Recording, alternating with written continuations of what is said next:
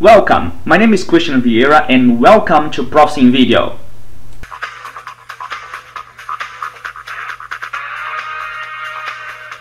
On this video, we will show how Proficy PPS can help companies to reduce engineering costs by implementing the ISA S88 control modules concept that will allow you to define a typical block of logic and also a faceplate for easy replication through the project. This can be very useful because we may have in the project typical blocks for motors, pumps, equipment, conveyors, and defining a control module will make it easier to the project development. Let's start opening the engineering workstation. Within the PPS logic development environment, let's create a control module block. Notice also that PPS allows logic development on several languages. For this example, we will create a very simple control module to sum two inputs and provide a result to the HMI and also to an alarm block. Here we define the control module inputs, the outputs of the control module, and the member variables of the control modules. Note that all variables needed on the PPS graphical layer need to be defined here. In this example, just a variable to show the result of the operation.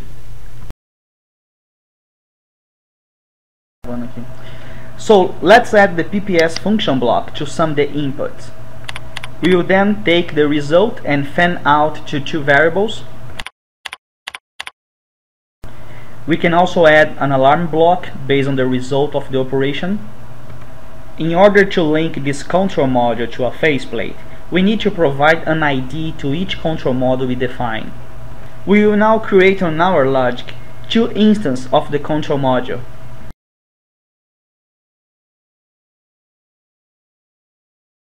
Notice that for each instance we can define properties like the alarm limits of the analog alarm block inside our control module.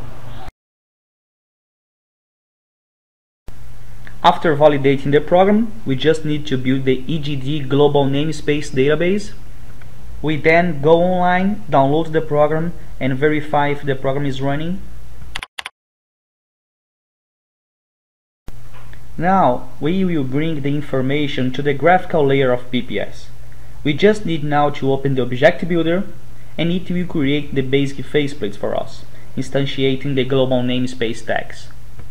We just select the controller and all tags are instantiated. Now in order to change the faceplate, we just enter into the class. Here we have the mimic faceplate that we want to edit. So now we just go inside the screens folder of our project, and here we can just ungroup the basic mimic and edit as we want.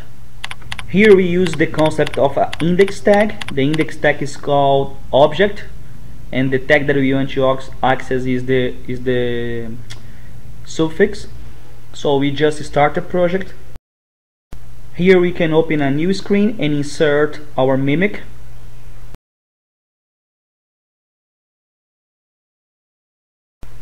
And done. Easy and fast. We have just created a new control module, changed the faceplate mimic, and we are now up and running. That's why PPS is a very cost-effective hybrid control system that can help companies to save engineering costs. Thank you.